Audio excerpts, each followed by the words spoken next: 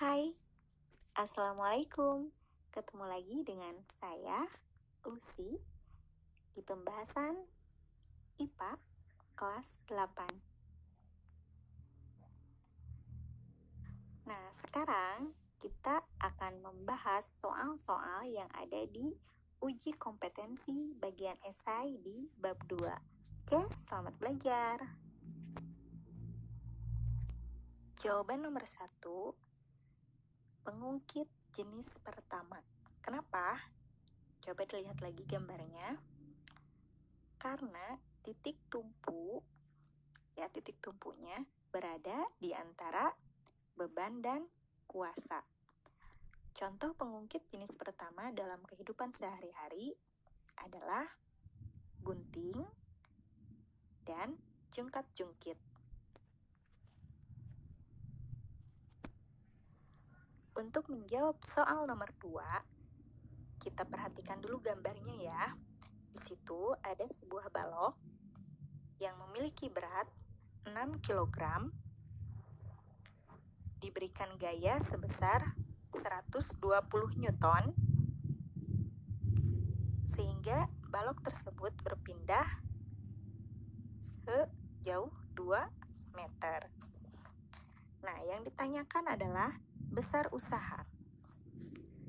Kita menggunakan rumus W sama dengan F dikali delta S.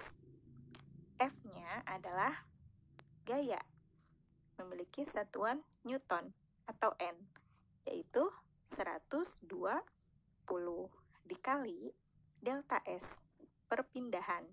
Satuannya meter, yang mana? Yang 6 atau yang 2? Yang 2, bukan yang 6 ya, karena 6 itu 6 kilogram, itu menyatakan berat, bukan menyatakan jarak ya. Jadi 120 dikali 2, hasilnya 240, satuannya joule. Untuk pertanyaan yang kedua, ditanyakan adalah besar daya. Kita menggunakan rumus P. P sama dengan W dibagi T. W-nya yang mana? W-nya hasil dari mencari usaha tadi ya. Berapa? 240 dibagi T.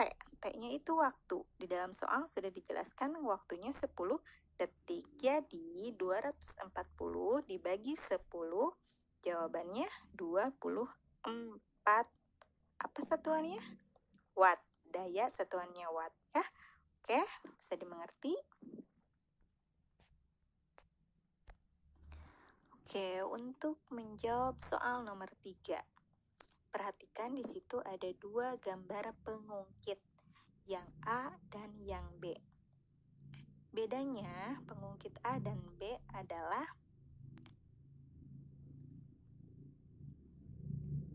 pendek dan panjangnya lengan beban dan lengan kuasa.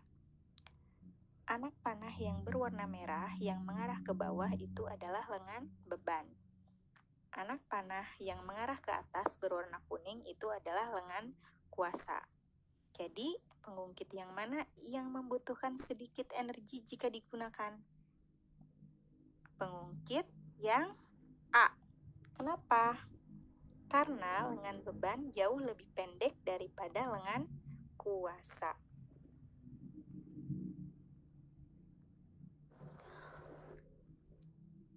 Untuk menjawab soal nomor 4, perhatikan gambar. Itu gambar katrol majemuk.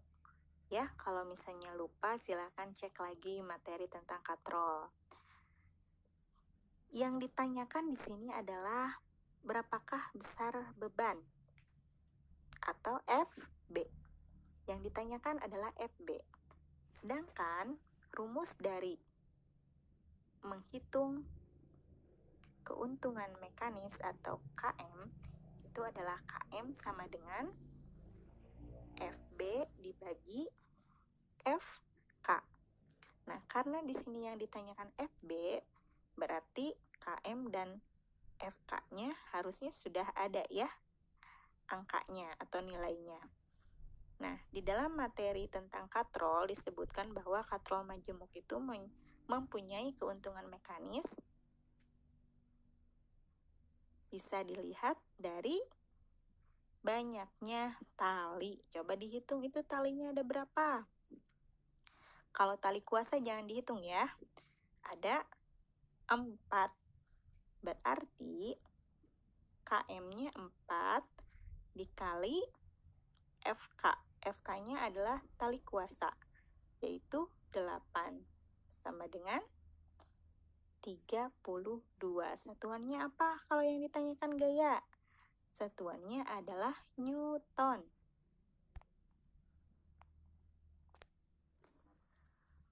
Oke, the last number. Ini tentang bidang miring ya. Yang ditanyakan adalah KM dari bidang miring tersebut. Ingat ya, rumus KM, keuntungan mekanis bidang miring adalah panjang dibagi tinggi. Panjang bidang miringnya berapa? Jangan tertukar ya antara panjang dan tinggi. Nah, kamu lihat itu, S itu adalah panjangnya, yaitu 15 meter, dibagi tingginya yaitu H, 3 meter. Isinya 5. Jadi jawabannya 5.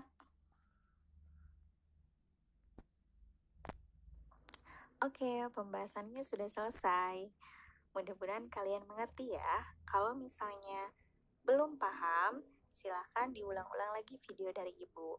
Ya, sambil mencoba mengerjakan soal-soalnya. Ya, bisa di-pause dulu jawaban dari Ibu, jangan dulu didengarkan. Nah, lebih baiknya kalian itu sambil baca buku paketnya di rumah ya. Kalau misalnya tidak punya, kalian bisa kok cari di Google atau di Play Store, mendownload aplikasi buku paket kurikulum 13 IPA semester 1. Oke, terima kasih atas waktunya. Maaf ya kalau misalnya banyak kekurangan. Assalamualaikum warahmatullahi wabarakatuh.